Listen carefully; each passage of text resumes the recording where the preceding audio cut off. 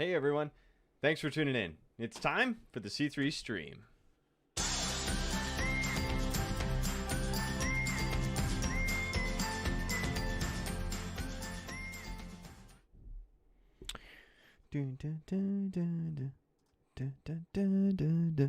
Hello everybody's. Greetings and welcome to the C3 Welcome to the C3 stream. It's Tuesday night teaching time. Welcome to the C3 stream. If you are new to the C3 stream, I'm Pastor Andrew. Glad to have you here tonight.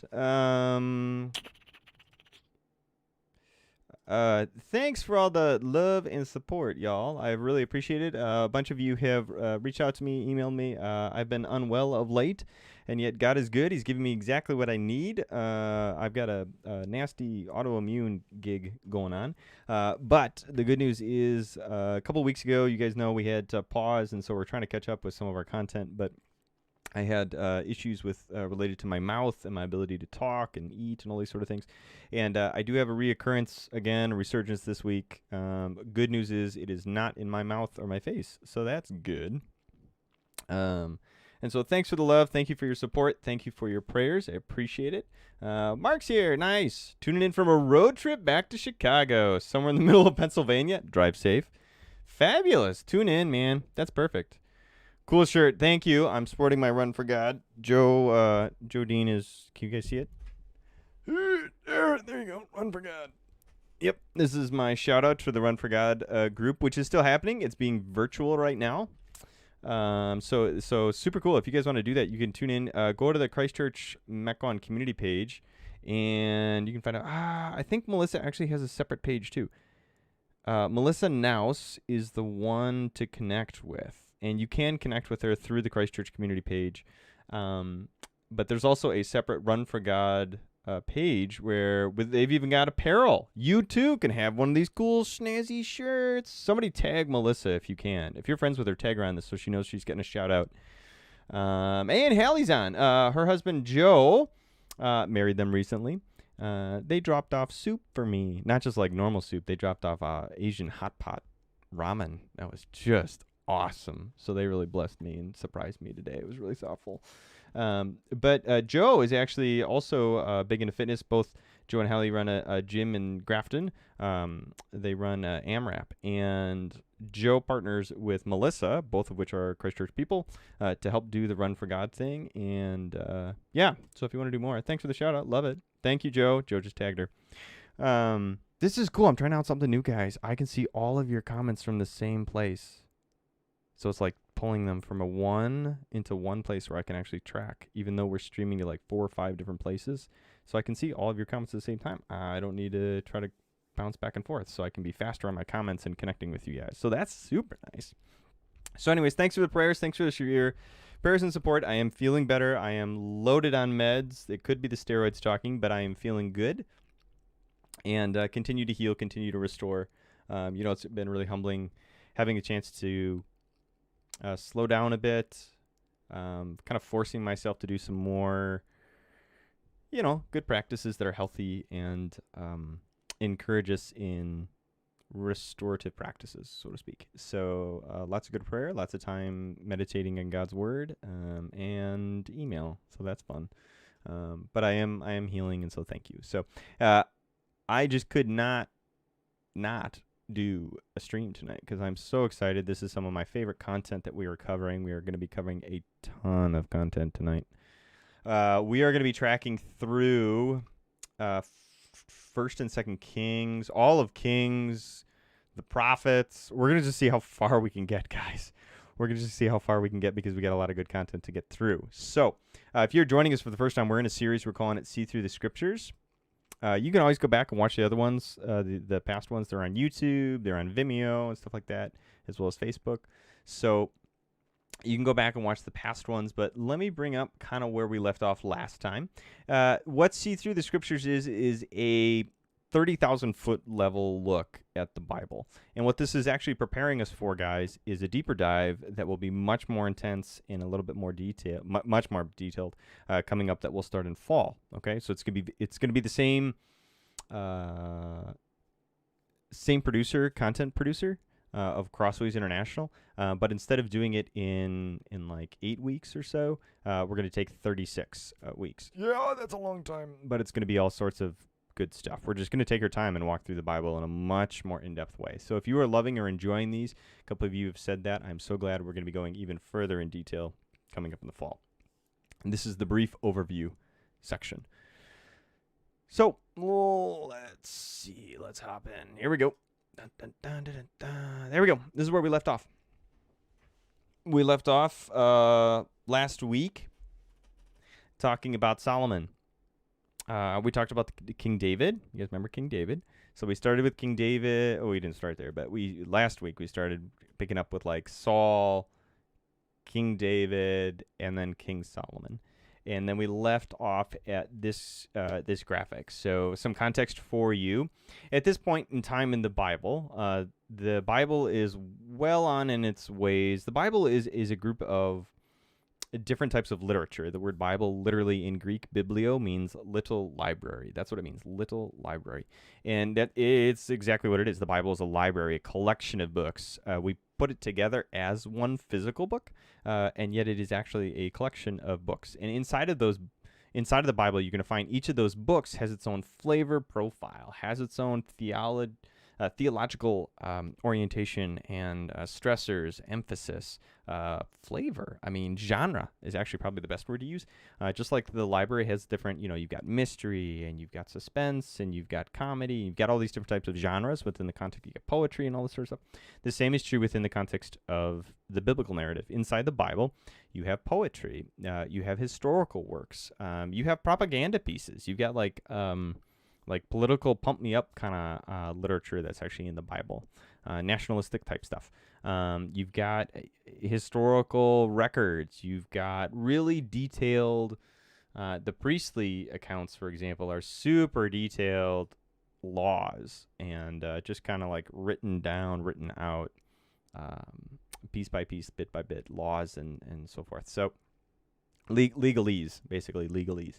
So the Bible is comprised of a whole bunch of stuff, and most recently, we just were wrapping up what would appear in the Bible as 1st and 2nd Samuel. 1st and 2nd Samuel is largely considered to be a historical account, and it's tracking through the transition from Saul to King David, and then finally from King David onto his son, Solomon. Solomon is actually responsible for writing a couple pieces of the Bible, or at least history and tradition ascribes that Solomon wrote, for example, Ecclesiastes, the Song of Songs, or sometimes it's even called Song of Solomon, Proverbs.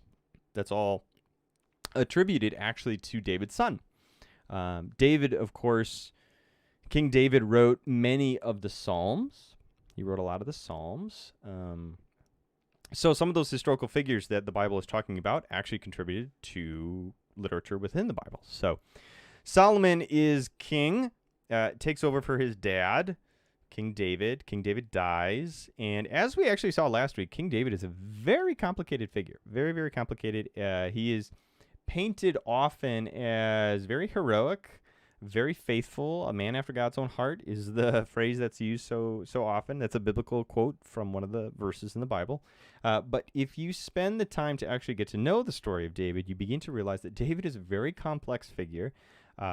He is perhaps a hero in so much as he's a really broken dude. He makes a ton of mistakes. He's violent. He's got his ups and he's got his downs. And yet the real hero behind David is God. God's activity, God's willingness and desire and choice that God would choose someone like David, this ruddy teenage boy who grows up to be this messy individual, and yet God would use a messy individual to help people, to heal the nations, and to actually ultimately deliver unto Christ. So if you are, we just kicked off a sermon series at Christ Church called Ancient Prayers, and not this coming week, but the weekend after that, I will actually be preaching on a prayer from David, King David. We're going to look at an exchange between King David and God. So coming up, Ancient Prayers, tune in. So David hands off the throne to his son Solomon. Solomon inherits. David had a bunch of sons. Things did not go well for them. Many of them died. various reasons. Solomon, however, does inherit and takes over for his dad. Solomon builds the famous Jerusalem temple. The temple in Jerusalem, it becomes the bedrock of the Jewish faith. In Jewish culture and custom, the Jewish temple is the centerpiece in which heaven and earth overlap. It is the place in which God promises that his presence will dwell and he will reside there, be made manifest there. And even to the time of Jesus, that's what we find is temple Judaism is basically what it's referred to as. Now, the temple, if you want, we actually did a series when we first started the stream, right? I think it was when we first started the stream. So this would be 2 months ago, 3 months ago now, when COVID first started up. We spent like 4 or 5 weeks actually on the temple and talking about how the temple was patterned after the ancient Israel practice of tabernacle, which goes back to the time of Moses. Okay, so there's a whole history that comes with this temple, and one of the climax points is Solomon's temple. Solomon builds this holy place, and you can actually see the outline there in the graphic. If you look in the top left, that is actually the outline of the graphic of how the temple was laid out. It had a front porch that you could approach if you were a certain person, like a priest, and then you could enter the holy place if it was your time to be the priest on duty. And then on extremely rare situations and extremely rare high holy days, the priests would enter the Holy of Holies, which is whereupon you would find the Ark of the Covenant, a very, very famous piece of furniture that God kind of promised he would attach himself to this piece of furniture. Faith does well when it has physical, tangible experiences to latch onto. This is why we have sacraments like baptism and communion. It's a physical experience that helps preach to us in physical ways because we have 5 senses. And so God says, look, I made you with all 5 senses. I want to connect with you and speak to you through all of your senses. And so the Holy of Holies and the temple was a place where God could connect to you through sights and sounds and smells and touch. And so he would be connecting with all of your senses, basically. So that's the temple. And from this point in time on, once Solomon builds the temple, it takes him 20 years, and he does it using slave labor. Solomon uses the Israelite people, the Jewish people, to build this temple, and in fact build himself a big palace and build up the city of Jerusalem, the capital. He basically conscripts the people of Israel to come and build up the capital.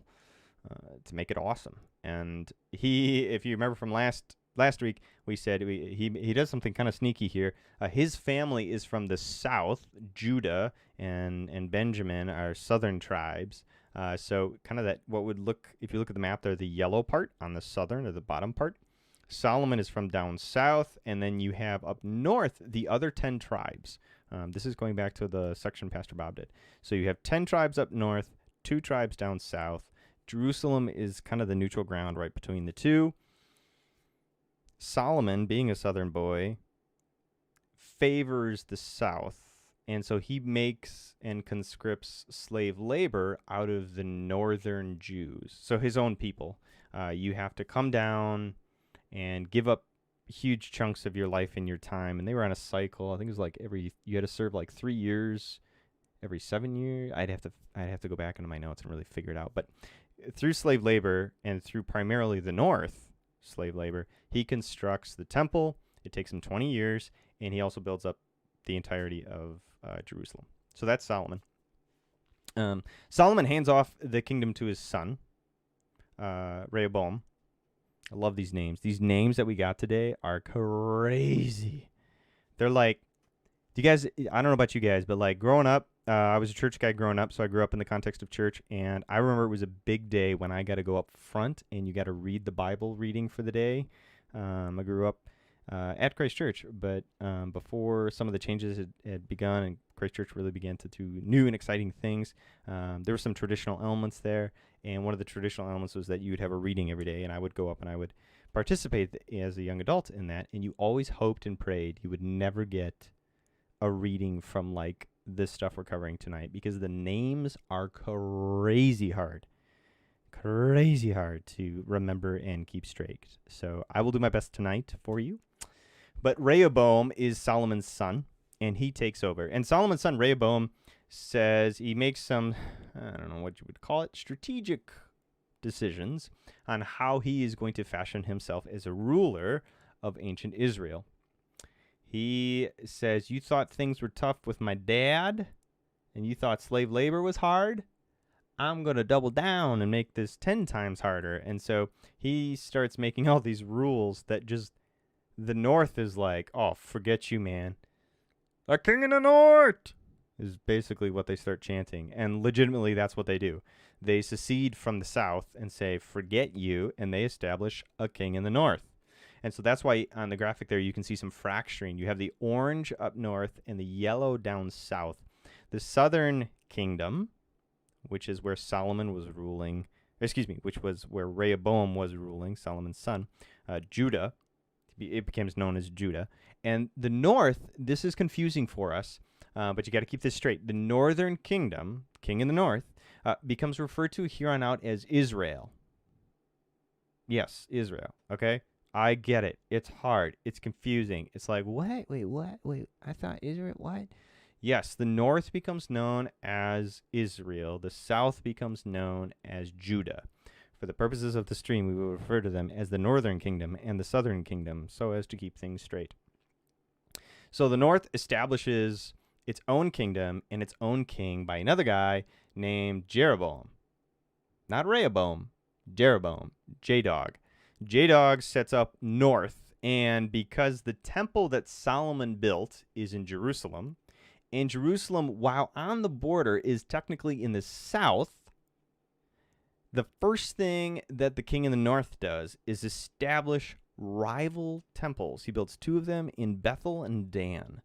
This is a huge no-no. This is like bad news bears. He establishes a new two rival temples. Not cool. The Bible does not take this kindly. The authors of 1st and 2nd Kings, which is what we're in, 1st and 2nd Kings is the biblical books, does not like this at all. The author is definitely from down south.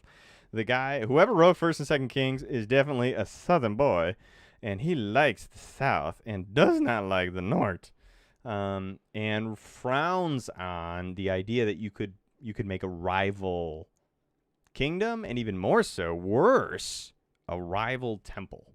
Okay, that's like the worst thing you could do is make him a rival temple. And in conjunction with making a rival temple, to help further disassociate from the south, Rehoboam does the south, and he continues to worship at Jerusalem and the temple in Jerusalem, and he continues to worship Yahweh. But the guy up north, J-Dog, he decides, not only are we going to establish 2 new temples where you can worship Yahweh, but we got to get some other gods involved here, because you just don't want to.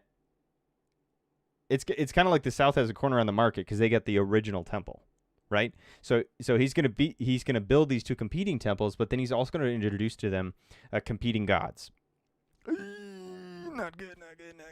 So he starts actually putting in those temples foreign gods. Specifically the indigenous gods of Baal, B-A-A-L.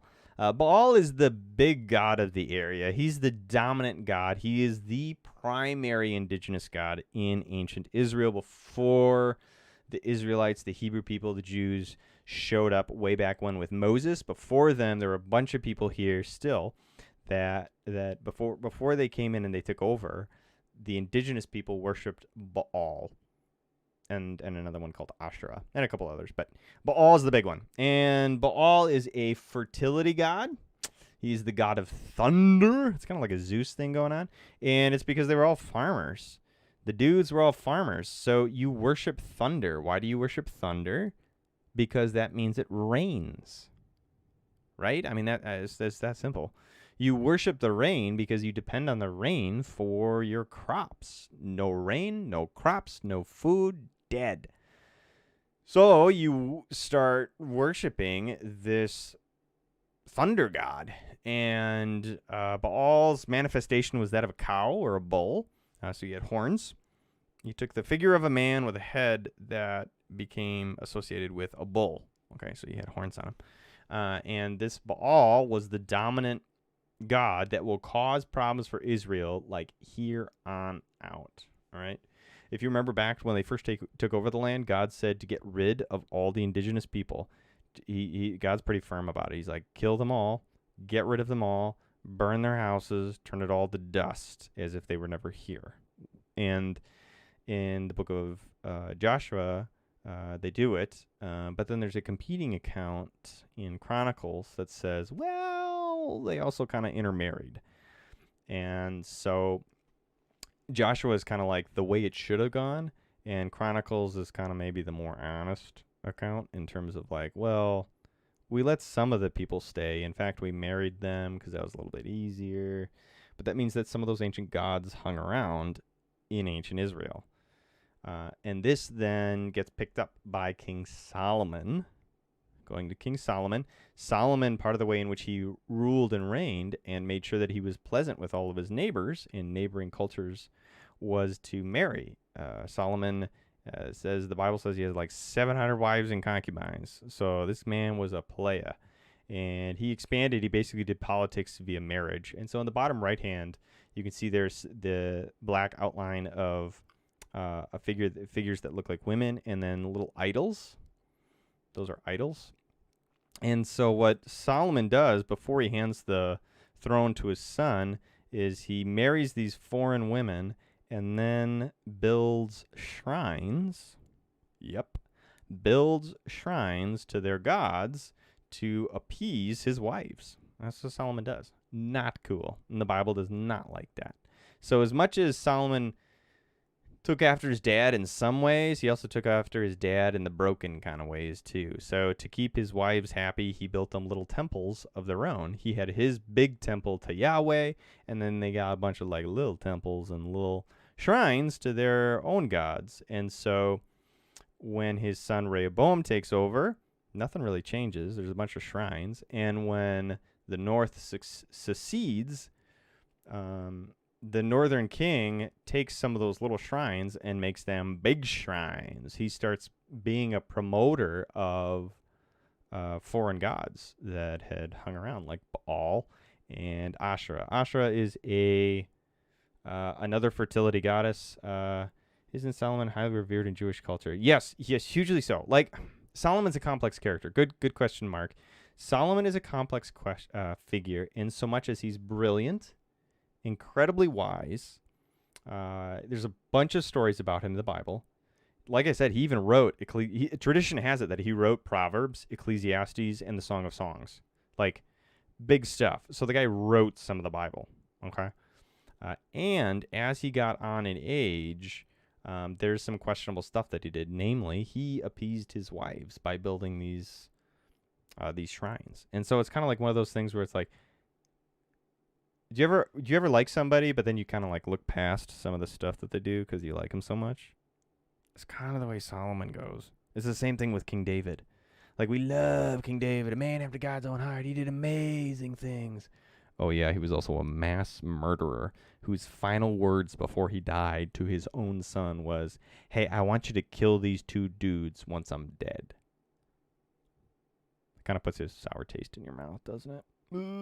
So sometimes, and I think it actually is one of the things I appreciate about the Bible. The Bible is real in so much as it deals with real people and real brokenness. And the reality is, King David, King Solomon, they were complex and broken people. And in their brokenness, in their messy lives, they did stupid stuff. And I like that personally because I do stupid stuff. Like, I try to be faithful. I try to be a faithful, good guy as much as I can, and so much as I feel like God's got a hold of my life, right? But let's be clear. The hero of my life is not me. The hero of my life is my God, okay, who keeps coming to my rescue. And so Solomon is highly revered, highly appreciated, and in his complexity still made some really dumb mistakes. And the biggest dumb mistake that he made was keeping his wife's happy. You guys know the adage, whatever, happy wife, happy life. Imagine having 700 of them to keep happy. Holy criminy! So to keep 700 wives happy, he builds them all their own little temples. And so ancient Israel is actually a very complex theological landscape. It's very diverse. It's not like everybody did the same thing and were good, faithful Jews. No. In fact, as we're about to see in a moment, far from. These other foreign gods never actually went away, going all the way back to Joshua. They never actually went away. They hung around, and then Solomon started building these little shrines to these local gods because of his wives. And soon after, throughout certainly the north and also in the south, you have worship of other gods. Ready? Watch the next graphic. Dun, dun, dun. This one. So to show you how bad it gets, a couple kings later, okay, so Solomon's like great grandson becomes king of the south, and his name is Josiah. Okay, he becomes king when he's 8 years old. And by the time this has happened, by the time this king comes to power as an 8-year-old, things in ancient Israel are terrible. There's rival shrines to other gods like in every town. Like you've got your little place that you in your house. We've actually seen this in archaeology. It's fascinating. Archaeological digs have discovered like ancient Israel is just loaded with archaeology, right? And they've actually uncovered that in a lot of these ancient Jewish homes, you'd go in and you would have like a place where they would find figures, and you would find, for example, a place in a space that was dedicated to the worship of Yahweh, and so you would face the temple, and you would be a good, faithful Jew, but also, because you yourself were a farmer, you'd kind of like hedge your bets. And so while you would pray to Yahweh and pray and worship in the temple, you would also hedge your bets by keeping a little Baal figure and a little Asherah figure. You'd have just in case, y'all, and you'd, give them little offerings on the side sort of thing. Because, like, what does it hurt? Hey, Yahweh is king and all that jazz, but like, it doesn't hurt to throw Baal a little something on the side. And so that's what they would do, and this was rampant in ancient Israel. And by the time you get to this King Josiah, there are formal churches, shrines, temples all over the north and all over the south. And Josiah, as a king, has a theological revolution, if you will. Frankly, it's like a cleansing. It's like, woo, it's a little awkward. But it's faithful in so much as Josiah comes to power, and you can see there in the graphic, there's a whole lot going on here. All of the different X's and little things, like a little bull and then little dots with little fire, all those represent different areas where we know that there were shrines, okay? So, all over the place, right? In fact, if you go to the Psalms, there are places that says, like, one of the famous lines in the Psalms is, "Oh Lord, where does my help come from? I look up to the high places. I raise my eyes up. Where does my help come from? My help comes from the Lord, the maker of heaven and earth." And what happened is you would build these shrines on top of mountains. You'd build these shrines to these other gods on the top of mountains. And when you built them on the top of mountains, you were closer to Baal and Asherah and so forth. And so mountains became the place where you'd have all these little temples. So when the psalmist is saying, "I raise my eyes," or I look up, he's saying, he's checking out the high places. He's checking out the mountains, and I'm like, does my help come from Baal and Asherah and all those other places? Nah, my help comes from the Lord, the maker of heaven and earth. My God is the Jewish Yahweh. Okay, so that's what's going on there. Anyway, sidebar. Josiah comes to be king and has a theological revolution happen. It's this kind of weird, awkward moment where a priest comes to the king and says, "King, you're not going to believe it. You remember that old, crumbling, falling apart temple, the one that like your great grandpa Solomon built, like we were in there like dusting it up and trying to clean it up a little bit, and we found a book. You gotta read this book. It's incredible. And lo and behold, Josiah does and weeps and realizes that the country has fallen apart. It has absolutely crumbled. And in a large part, Josiah realizes the reason that the country is falling apart is because it has theologically fallen apart. It is in relation to its faith practice, it has fallen apart. And because its theology and faith is no longer to the true God, all the underpinnings have fallen apart. Its economy is doing bad. It's having issues with national issues with borders, and kings are dying all over the place. And so Josiah, ruling in the south, burns all the shrines. He goes to the temple, and you find out that in Solomon's own temple in Jerusalem, there are these other idols, and he burns them. You can see in the graphic there, like fire. He's like, we going back to Yahweh, y'all. And he leads the charge back to faithful practice as a good Jewish boy and good Jewish king. And then he actually stampedes up north. He makes incursions up north and runs around up north as a southern king, destroying every shrine that he can. And he puts all the priests to the sword. He actually kills a ton of the priests who are worshiping Baal and promoting Asherah and stuff. And so in the time of Josiah, you find a coming back to covenant Jewish practice, covenant relationship with Yahweh, back to the 10 Commandments, back to the 613 Jewish laws. And that shows us really how far things had fallen from the time of Solomon. And now a couple generations later, by the time you get to Josiah, idol worship is absolutely, utterly rampant and normal in ancient Judaism. Here's a picture for you, and I really like this graphic because it goes to show how many kings ancient Israel goes through during this period. Am I going too fast for you guys? You guys hanging with me? We're doing okay? Stream's still doing okay? We're not having any problems? Like I said, I'm using a new software. I wanted to try it. So we're still good? Let me know if you're having problems in the comments, okay? Otherwise, I'm just going to keep talking. This is a great graphic because it shows and it outlines for you how many kings there are. On the left-hand side, you have Judah hanging in. Okay, coolio. Sweet. Good. In the left-hand side, you got the southern kingdom of Judah. Thanks for letting me know. On the right-hand side, you have the northern kingdom of Israel. Okay? Now, the southern kingdom, thumbs up, sweet. The southern kingdom is directly descended from David. Okay, that's King David's king. So you see up at the very, very top, it goes Saul to David to Solomon. Saul's not related, but David, his son Solomon takes over. Solomon's son Rehoboam takes over in 922. This is BCE. BCE, before the Common Era. So David to Solomon, Solomon to Rehoboam, Rehoboam to Abijah, to Asa, Jehoshaphat, and on from there. Okay, so the left-hand side is David's line.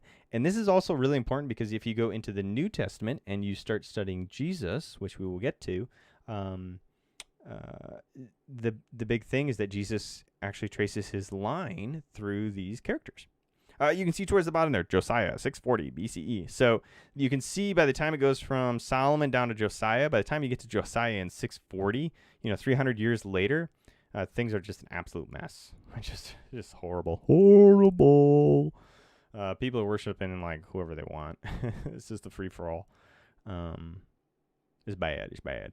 On the right-hand side, looks a little different. Looks a little bit different. You got a couple different colors, and that's because those are families.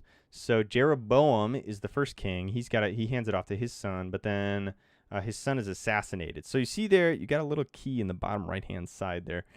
If there's a dagger with a drop of blood on it, that means that they were assassinated by the person who took over. So for example, Baasha assassinates Nadab. Okay, so If you see the dagger, it means somebody killed somebody. And normally it's a general. Okay, it's a coup. That's what happens. So all these guys just in the north, a king in the north, it's just like one coup after another. I mean, it's obnoxious. They're just killing everybody. Zimri's an exception. He's there in 876. He has a very short reign because then he kills himself. So he's just a tragic character. But in the north, things go so bad, so fast. And the north and the south start fighting each other all the time. It's civil war. It is civil war. You've got the south with the line of David. You've got the north, that king in the north that breaks away, hates the south, fights them at every turn, worships Yahweh, but also starts promoting all these other gods. Okay? And in the south, you've got two different images there, a check mark and an X. Okay? A check mark, the artist put a check mark next to the guys that the Bible says, this was a legit king. This guy was a cool guy. This is a king who followed in the footsteps of David. Okay, that's how the Bible says it. Followed in the footsteps of David. A couple different ways to translate it, but that's basically what it is. And the idea is if they have a check mark next to them, they were faithful to Yahweh. Okay? They worshipped Yahweh. They promoted Yahweh. They downplayed and tried to get rid of the other idols. And they were faithful. They were good, faithful Jewish kings in the south. They worshipped Yahweh in his temple in Jerusalem.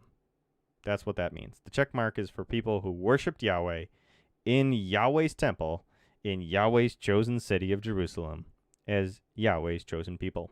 And so you can see there's a handful of them, but there's also some that don't get some check marks. You know what I mean? So even in the south, even coming from David's line, who are like, nah, it's cool, whatever. You can worship who you want. And that's kind of the back and forth of 1st and 2nd Kings. This is 1st and 2nd Kings in an artistic picture. 1st and 2nd Kings are two books of the Bible. Originally were written as one long narrative, but it was so long and so dry that the authors kind of like eventually one of the editors of 1st and 2nd Kings just broke it into part 1, part 2, 1st Kings, 2nd Kings. Okay. So that's what, when you read 1st Kings, 2nd Kings, the original author had it as Kings, and later editors broke it into 1 and 2. And they cover the actions in the history of these characters, these kings. And it's kind of weird too, because they kind of bounce back and forth. They tell you what's going on in the south, and then they tell you what's going on in the north, and then they tell you what's going on in the south, and then they tell you what's going on in the north. And they're fighting each other. They're fighting Egypt. They're fighting everybody. I mean, everybody's fighting everybody all the time. You notice on the right-hand side, though, that the line ends early. Okay? And that's not cool. Why? Well, let me tell you.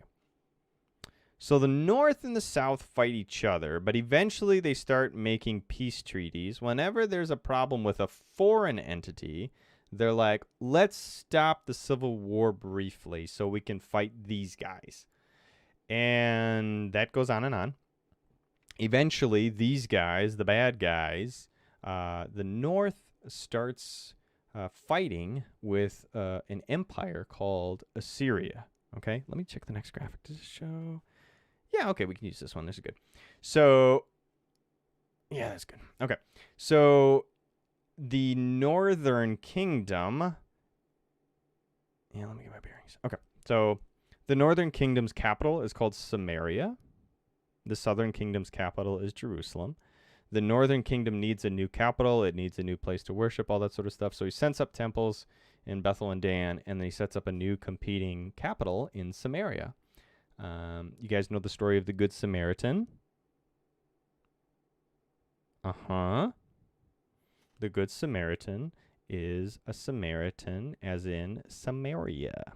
I'll tell you a bit about what happens to the Samaritans in a moment. So it's actually fascinating. So the North starts fighting with an empire that's getting bigger and bigger and bigger. It is the Assyrians. Okay, they're represented in this graphic by the farthest, kind of like the top right.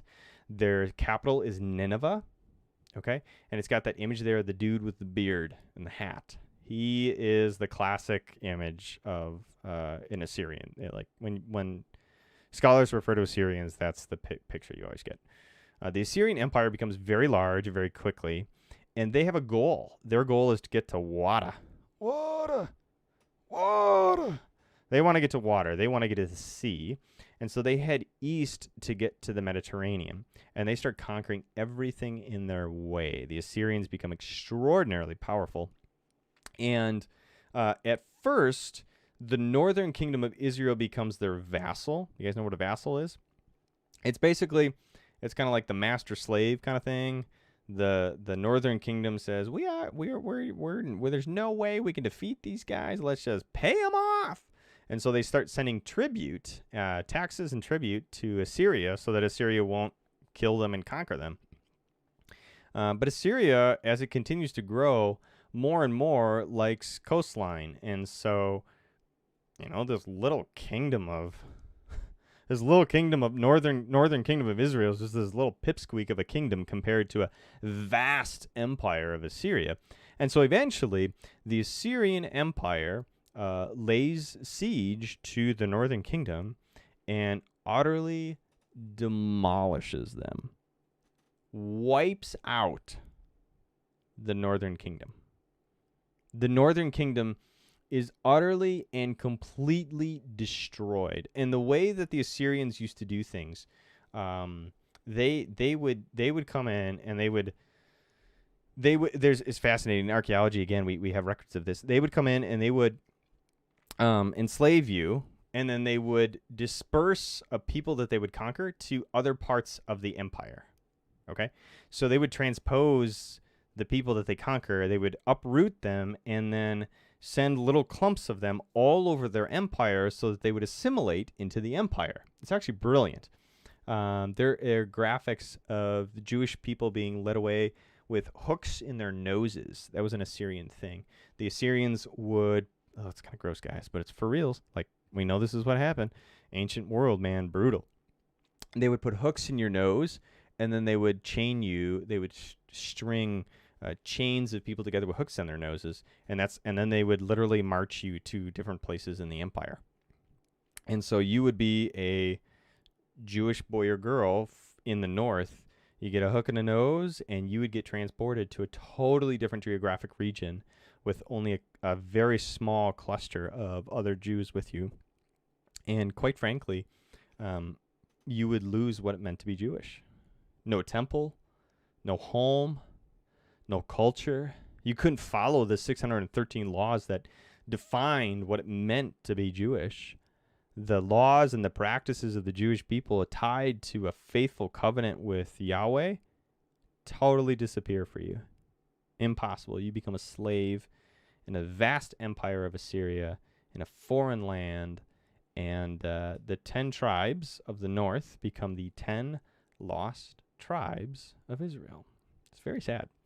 So 10 out of the 12 tribes, the original 12 tribes from Jacob and Sons, so the 12 tribes of Israel that formed the tribal league, this is during the time of Judges. Eventually those 12 tribes got together and said, we need a king, right? 10 out of the 12 are up north, and they vanish. Totally gone. We lose 10 out of the 12 tribes to the Assyrian conquest. All that remains is the south. Jerusalem is the capital of Judah, and the southern kingdom pays off Assyria, sends them tribute, and becomes a vassal. And it's just a matter of time. It's just a matter of time. The northern kingdom is wiped out and gone, totally disappears. The southern kingdom, Jerusalem gets laid siege, and Hezekiah buys them off. The king buys off the northern invasion army of Assyria, buys them off, and some miracles happen. Like, it's pretty cool stuff, actually. Some amazing things happen, and God protects the southern kingdom. But the north is wiped out, totally gone. And Assyria, because it's a military campaign, because they're really smart at how they do this empire thing. The Assyrians allow the soldiers who the soldiers that like conquered the northern kingdom. When you conquer a place and you signed up as a good soldier for retirement, you got plots of land. Rome did the exact same thing. You serve in Rome for a number of years, and then they just give you some land in part of the area of the empire that they conquered.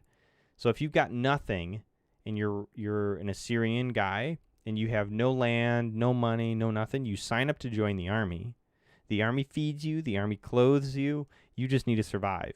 And at the end of your military career, the army will give you a plot of land in the northern kingdom, and you'll retire in Israel on a farm.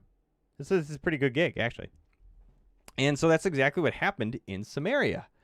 Samaria became filled with Assyrian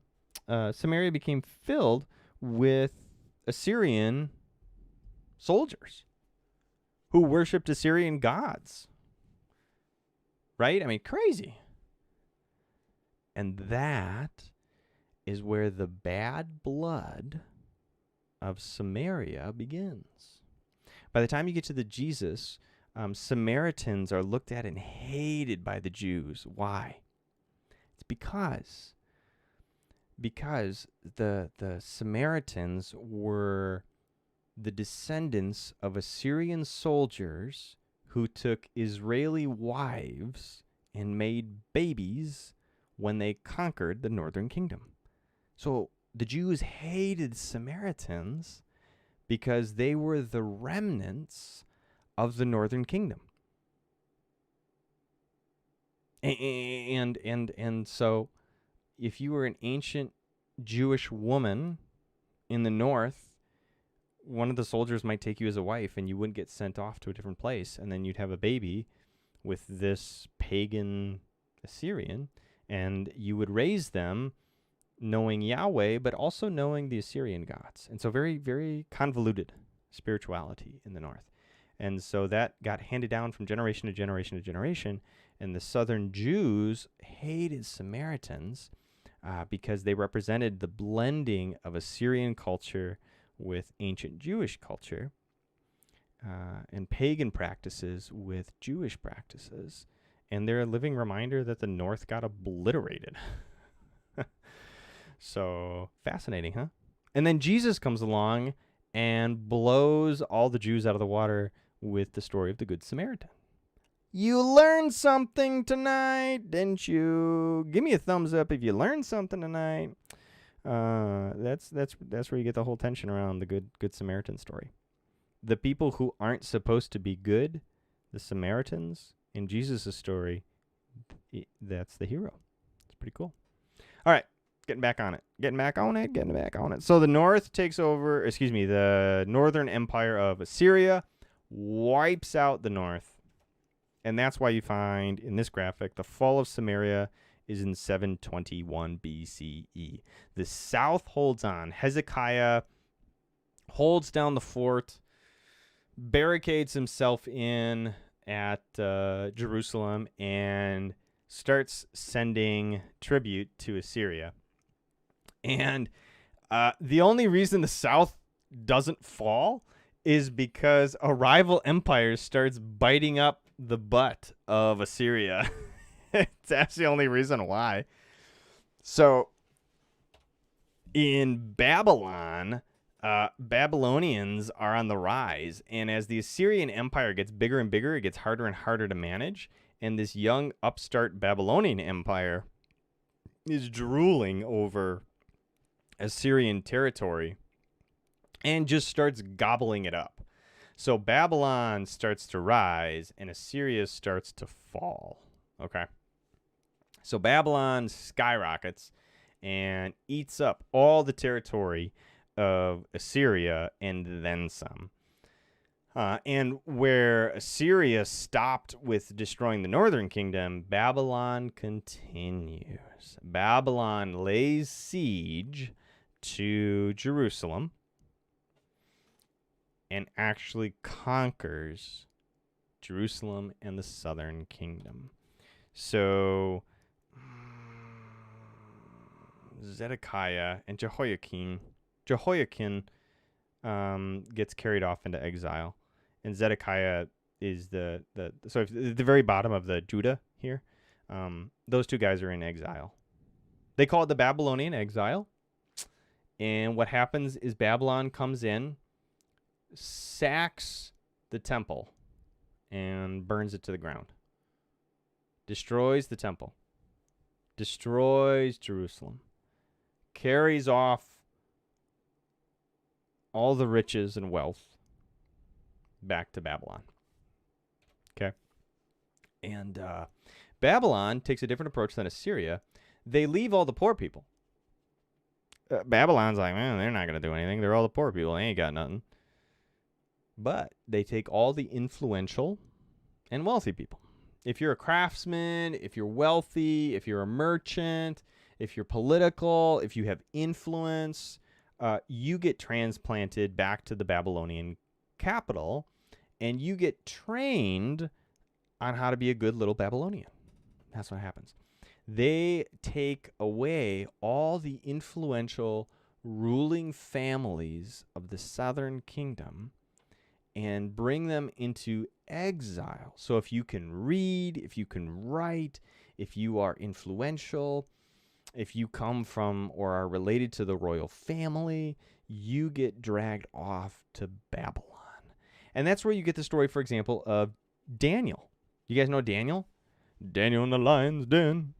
Daniel in the lion's den. My girls love the story of Daniel in the lion's den because we watched The Lion King.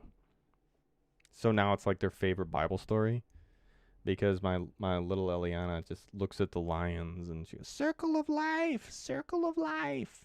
That's what she says. She refers to lions as circle of life because that's the opening song of The Lion King. So that's where you get Daniel's story. Daniel is a descendant of the southern kingdom. His family is wealthy and powerful, and they get transposed to the capital of Babylon, and they get trained.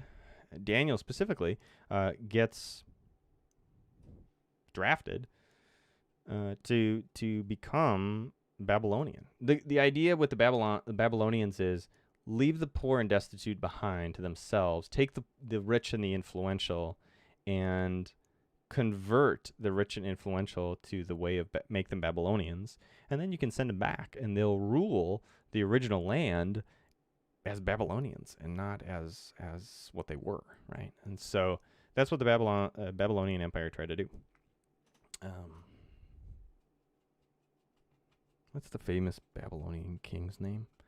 Do you know what's his name? Nebuchadnezzar. Babylon. Nebuchadnezzar.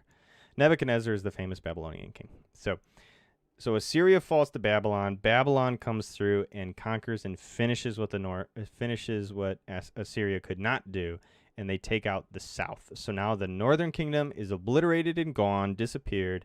The southern kingdom is now a vassal state of Babylon, and all the wealthy and all the rich and all the theologically astute, anyone who can read and write, gets hauled off to Babylon. Now, here's the hard part about all this. You ready? Theologically, you want to do some faith work for me? You just got a lot of history, okay? You got some history tonight. But now you got to do some faith practice, faith work, theological work with me. And that is to say, in the Bible, the Bible would make the case, and the authors of the Bible would make the case, that there is a reason all of these things happen. The writers and the authors of the Bible believe that these empires, Assyria from the north, Babylon from the east, and even Egypt down south. I didn't even get a chance to tell you about Egypt. Egypt starts raiding up north as well. The southern kingdom gets pinched. They turn to Egypt for help, and then Egypt backstabs them, and it's bad. They start fighting each other and stuff like that. And so Egypt's coming from the south. Assyria comes in from the north, and Babylon is not far behind. And so 3 major empires are all attacking this teensy-weensy little kingdom of ancient Israel. The biblical authors believe that all of this happens with the backdrop of God. Okay? This is actually really important. Because what we didn't get a chance to talk about tonight yet. Oh my gosh, it's already 8:25. What we didn't get a chance to talk about tonight is all of the prophets. Okay? A big part of the Old Testament are these dudes named prophets, or referred to as prophets. They have a bunch of names. Sorry, that's a better way to say it. They have an office or a title of prophet, okay? And there are minor prophets and major prophets. The minor prophets just don't say as much. The major prophets just are long-winded and they have more to say, okay? So you could refer to me as a major pastor, not because I'm cool or major, but because I'm long-winded, okay? Major prophets are long-winded. That's what it is. Their books are bigger. The minor prophets are straight to the point. So some examples for you would be like for Amos. Amos is a minor prophet. He's a southern boy. He's a shepherd. He's a sheep herder. And he's like hanging out, and like God shows up and says, "Hey, Amos, I got a job for you." And Amos is like, "What?" And God says, "I want you to go up north." This is before the northern kingdom fell. "I want you to go up north and tell them all to stop worshiping the other gods. Tell them to come back to my commandments. Tell them to come back to my way of life. Tell them to return to me with repentant hearts. Tell them to start loving on each other. Tell them to stop taking advantage of the poor and the destitute. Tell them to stop messing around and being corrupt, okay? Because if they don't, I'm going to send someone to punish them. I'm going to send an empire to swallow them up." So Amos is like, "Well, that's not going to make me a lot of friends." And God's like, "That ain't the point, man. You got a job to do, and we got to turn these people around. They messing up, and they making a mess of this country, and the answer is me. So tell them that, will ya?" So Amos goes trundling up north, and they hate him from the get-go because he's from the south. And so they're like, "What's up with the southern hick sheep herder? A little blue-collar guy showing up in our town? What's he doing here?" And then Amos is like, "Y'all need to repent or God's going to destroy you." And it definitely didn't make him any friends, okay? They hate the prophets. Most southern and northern kingdom don't like the prophets. Why? Because the prophets just show up and they're like, "Guys, stop messing around. Stop making mistakes. Start loving people. Let's return and be faithful. Let's take the 10 Commandments seriously. Let's take the 613 Jewish laws and practices here. Let's return to God. Get rid of the idols. Start living and loving the way God has asked us to. Because if you don't live God's way, God's going to discipline us. God's going to punish us. God's going to get our attention here, and it's not going to be pleasant. I mean, you guys know what it's like when you see, like in the movies, or maybe you've lived this yourself, where you've got like the rebellious teenager who's just making a mess of their life, and they need some like tough love. They need something to shock their system so hard that they wake up. That's what the prophets do. The prophet's goal is to tell them, "Look, if you don't turn this boat around, you're going to get a nasty wake-up call, and you are not going to like it." And sadly, these empires, according to the Bible, function as the wake-up call. That's what they do. They tell God, and it works. It's the other thing. It actually works. That it takes losing everything. And you guys get this. You guys probably understand this.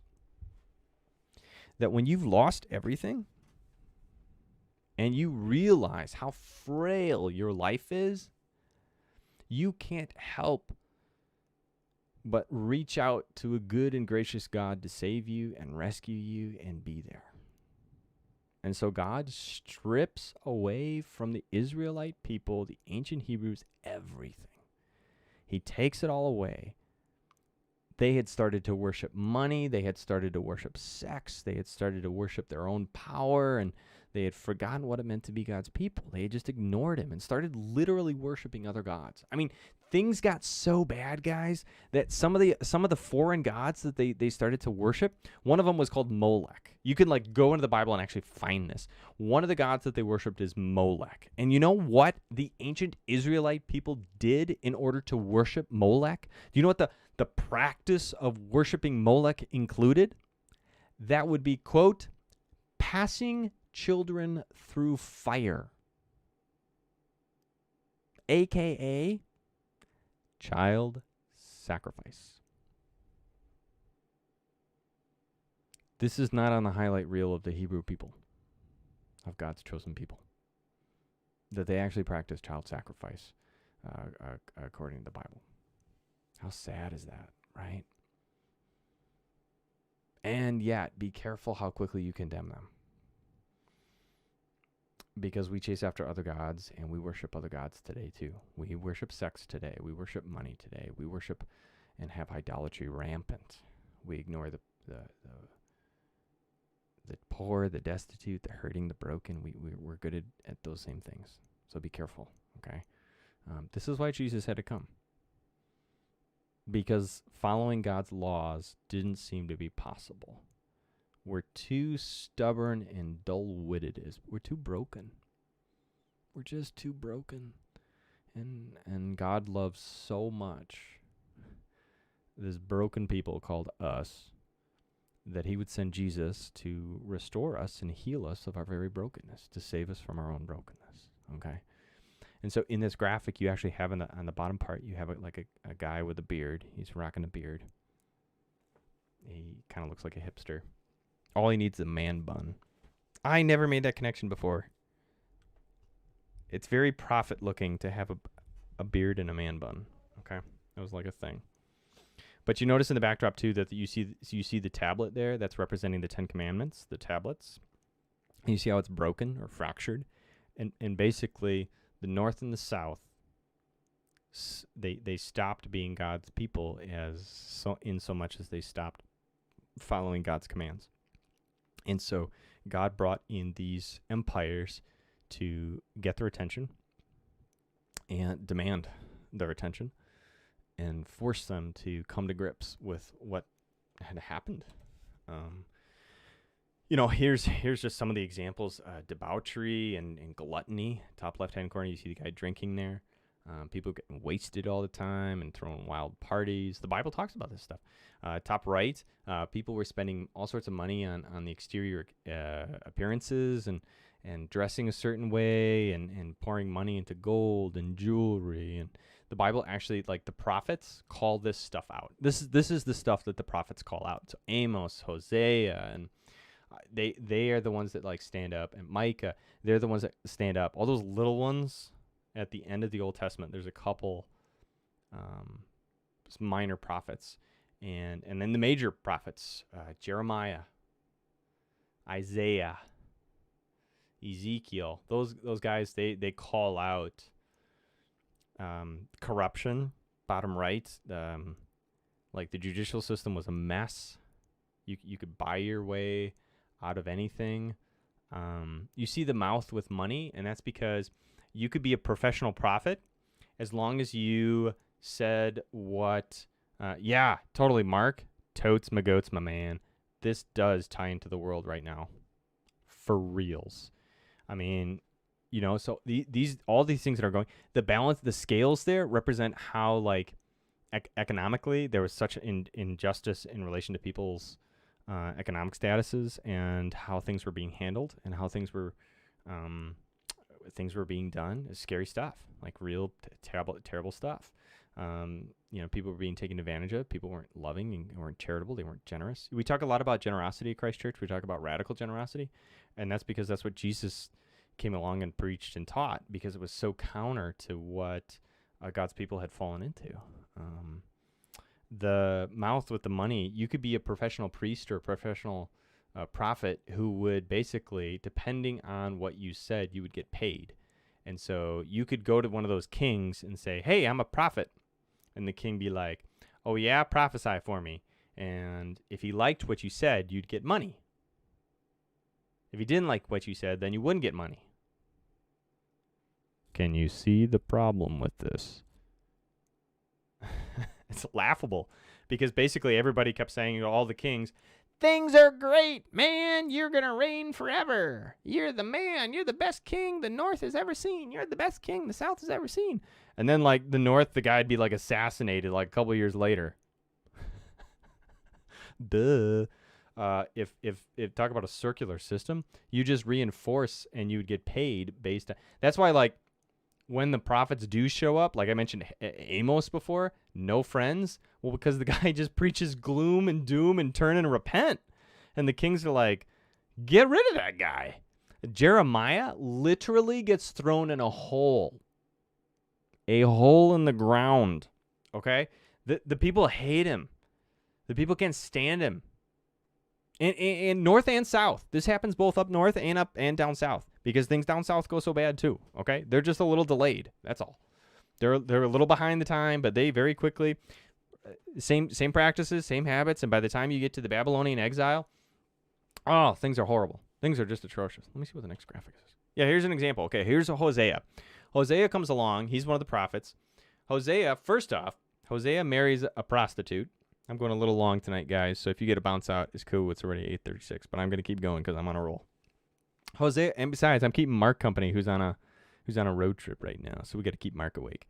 Hosea comes along. Hosea is a minor prophet, and he uses beautiful imagery. He uses all this imagery. Poor guy, his whole life is a metaphor. Literally, his life is literally a metaphor.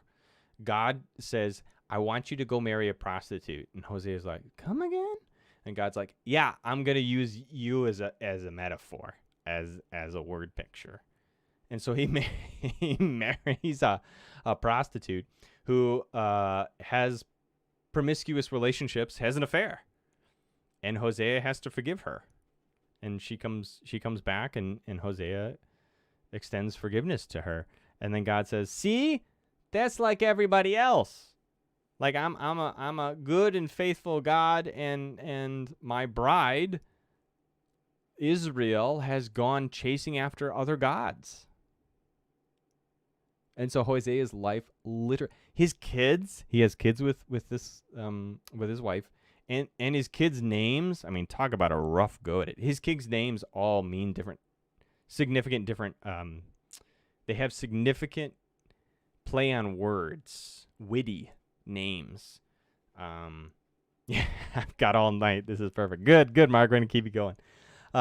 Hosea has kids, and their names themselves, they don't get to pick the names. God picks the names, and the names are super, super depressing. Because literally, his family, Hosea's family, becomes a metaphor for the way in which the Israelite people have gone chasing after other gods. And so he uses some of this imagery, like how the Israelite people on the top left hand, you can see how there's like a castle and some swords. Like the Israelite people start trusting in their castles and in their fortresses and in the strength of their arms, and in the swords and in the power of armies. What he's getting at here is how the southern king runs to Egypt and says, Egypt, please help defend us from the Babylonians. Please keep us safe from Assyria. And God says, don't do that. Turn to me. And the southern kingdom says, no, really, Egypt, please help us. Instead of turning to God, he turns to Egypt. And so God's like, no, man, that's not the way. Turn to me, not the power and the strength of fortresses and arms. You see legal documents there. And so the southern kingdom starts sending off all these letters and stuff like that of like crying out for help to other kingdoms instead of crying out to help to God. One of the images that he uses is that ancient Israel is like a dove that has been caught in a net. Another image is, he calls them out. He says, look, you guys are built in the center there. You see the big, beautiful house? He says, you guys are building big, beautiful houses, 15-bedroom homes on 30-acre lots. And surrounding your home are vineyards of wine and vine presses, while the poor and the destitute go hungry and unnoticed. Basically, the rich get richer and the poor get poorer, and God says, guys, wake up, guys. that's not cool. That is not what I desire for this world, and specifically for my people. You guys are supposed, like, God expects that outside of God's people. He gets that we're broken, but at least he hopes and aspires for more for his own people who should know better. Why do we know better? Because he told us so. God is like, this is not cool. This is not what what God desires, and people did it anyways. He eventually uses the image. He says, I am a leopard. I'm a leopard, and I will gobble you up. I will maul you. I will maul you. And of course, picking up on the imagery there, he's gonna take those homes that you guys have built, these big, beautiful, incredible, huge homes that you built, and turn them into rubble and ash. AKA, I'm going to send a big empire your way, and it's going to kill you and take it all away. That's it. That's what he's doing. God is being frank through Hosea and Amos and Micah and Zephaniah and all these little prophets and the big ones. Jeremiah is considered the weeping prophet. Man, you want to read some like heart-wrenching stuff, read Jeremiah. Jeremiah is this young dude. He's a young guy, and he literally weeps. He's called the weeping prophet because he just bawls. All he does is cry. He's a big baby, but I can't blame him. He's hated by his own people. He loves his own people. His own people hate what he has to say, and so they literally throw him in a hole. And he just sits in a hole and cries because he says, I can't help but tell you what God has told me. And what God says is, if you don't turn, he will take it all away. If you don't get your act together, God will take it away. And so Jeremiah's heart just breaks for his own beloved people. These are his family members. These are his cousins. This is his city, and these are his people. He loves where he's grown up, and he loves the Jewish way of life, and everybody just ignores him, and he just weeps for his own people, and I just have such empathy for him, because he says in the Bible, he says, like, I can't do anything else. Like, I don't have a choice in the matter. He says, I can't, these are the words that God placed in my mouth. When I open my mouth, I can't help but say exactly what God wants. Like, I don't have physical control over myself to say anything else because of how significant the message and the urgency of the message. By the time you get to Jeremiah, God is like, he is taking over Jeremiah in such a way that he is desperate to get the message across.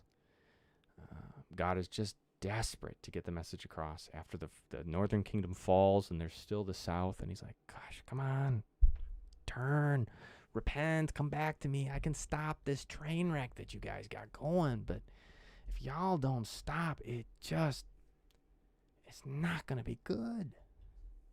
You're digging yourself this hole you're not going to be able to get out of.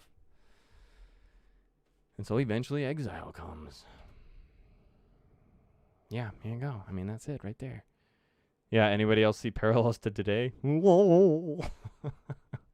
Yeah, 828. Yeah. Mm-hmm. Well, okay, I got to look up 828 to make sure I know exactly which one you're talking about. Because Romans 8 is my favorite chapter in the whole Bible. Yeah, okay, yeah. So Romans 8:28, all things work together for the good of those who love God. Mm-hmm. Even the discipline, even the pain, even the suffering, God can use that stuff for his glory. And that's really kind of what happens with these empires is, we're getting into some weird territory theologically, guys, but we got to be careful here.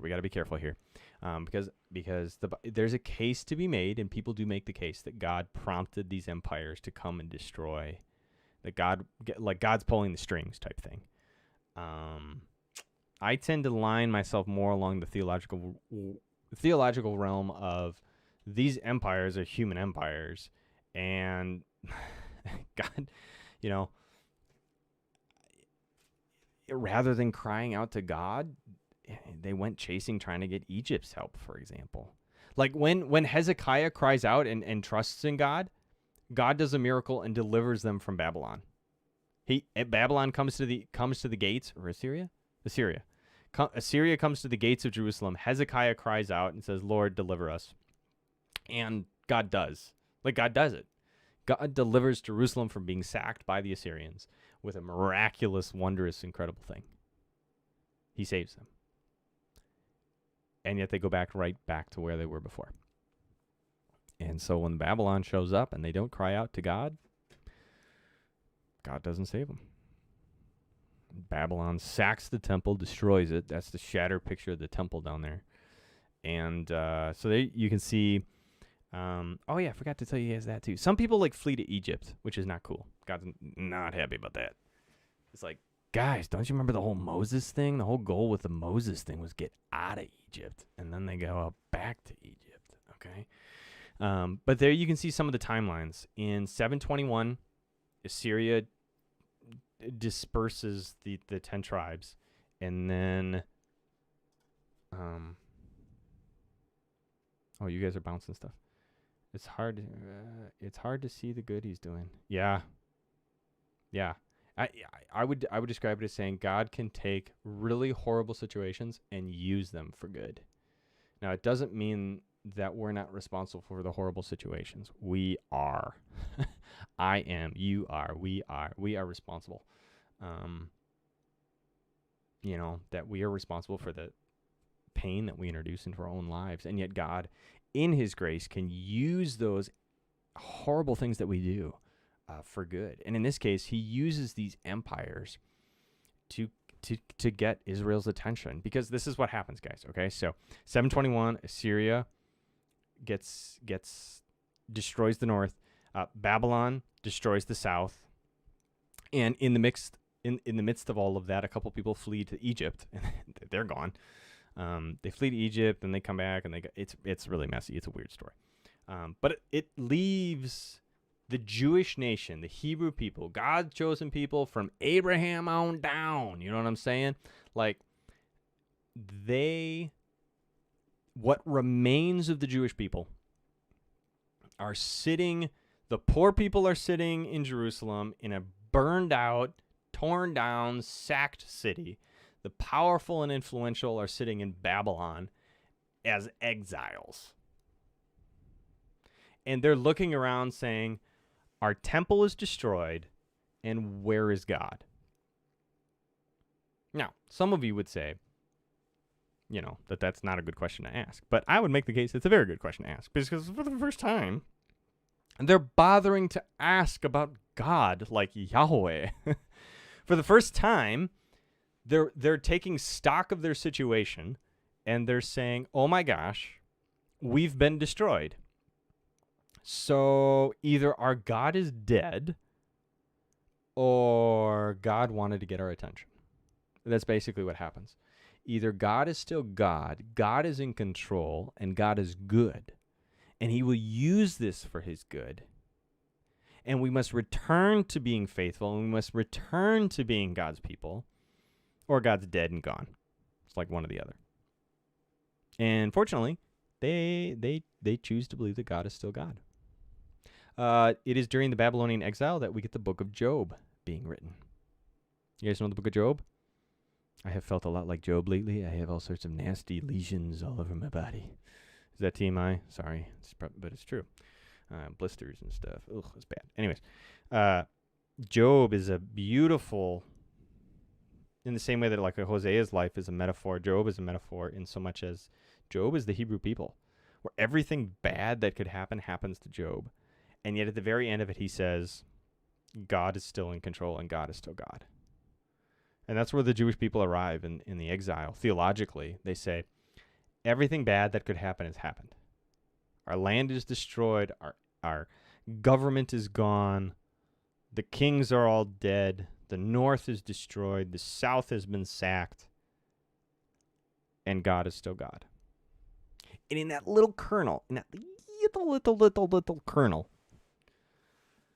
you see faith. And you guys know all it takes is a mustard seed. God can do a lot of stuff with a little mustard seed. Okay? It's a small seed for those of you. And so I got to wrap this sucker up. It's 8:50. I'm sorry, guys. I'm sorry. It's because I'm trying to catch us up to where we were supposed to be. Pastor Bob went a little long on his. Sorry. No, he did great. He just loves details. So mustard seed.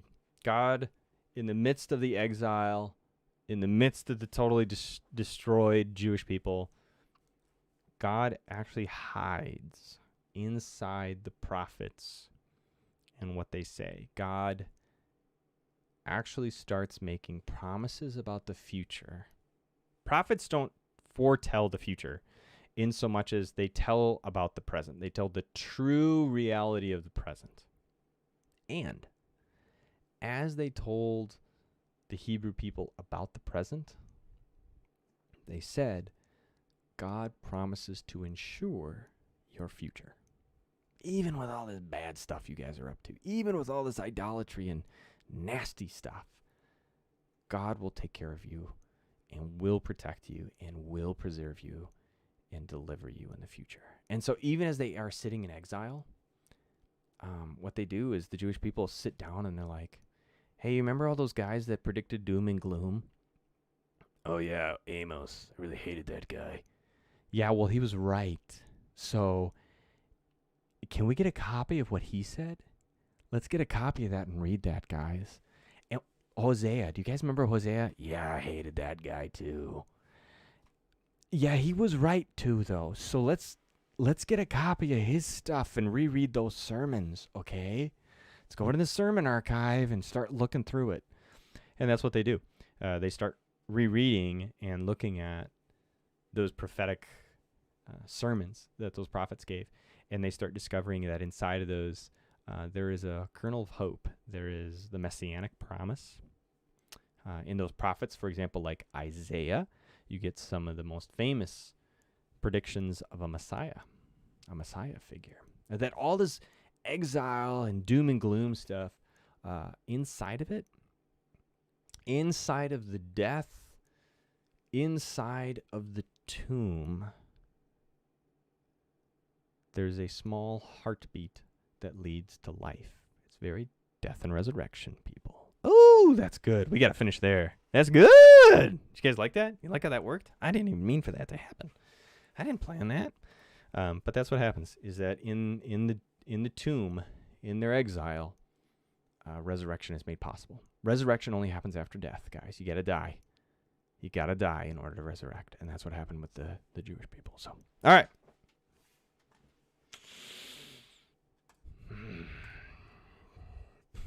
That's good for tonight, don't you think? That's pretty good. We went a little long. I'm sorry. Apologies. But I had a ton of fun tonight. I love going through this stuff with you guys. I really enjoy it. We are late. We went a half an hour long. I try to keep this an hour, guys. But so thanks for joining me tonight. A couple things as always, guys. Hey, thanks for joining me. There's a ton of stuff going on. You can join me again on Thursday morning for Thursday morning meditation. Mark, if you're still driving on Thursday morning, you can tune in. 7:30 a.m. 7:30 a.m. We pray, we do scripture, and then we do some shout-outs and God stories. So you can join us for that. And, of course, Ancient Prayers is our current sermon series. You're going to want to tune in. Super cool, super awesome. We got one of our vicars, Mr. Mike Skunis. Yeah, vicar is a pastor in training for us. He is going to be preaching, actually. So super awesome. We're trying to give our vicars they're growing up so fast. They're getting some great opportunities to lean into what it means to be pastors, and part of that is bringing the word and helping to teach and expound upon and preach. And so Mike's going to be preaching on Ancient Prayers coming up on the 5th. He's up on the 5th, guys. So Pastor Bob is up actually this weekend. Yeah, okay. Pastor Bob's up, then Mike is up, and then I am up after that on the 12th. I would love for you guys to have tune in 8 o'clock, 9 o'clock, and 10:30. Send it to a friend, too. Tag somebody on Sunday mornings. Facebook, Vimeo, YouTube. ChristChurchMacron.org. You can head into those places and you'll join us for worship. So, yeah. Otherwise, keep tuning in Tuesday nights 7:30 p.m. for teaching, and then Thursday morning meditation. So, thanks for being here tonight. Mark, drive safe. Thanks everybody else. Thanks for the word. You bet. Thanks for joining in, everybody. God bless you. Thank you. I will see you Thursday morning for Thursday morning meditation, 7:30 a.m. Come and join me. We'll do some scripture reading. We'll do some praying, and we'll do some God stories and shout-outs. Thanks so much for tonight. Thanks for joining me. A lot of fun to be with you guys. I love doing this stuff and teaching you. Hopefully, you were encouraged and built up tonight. So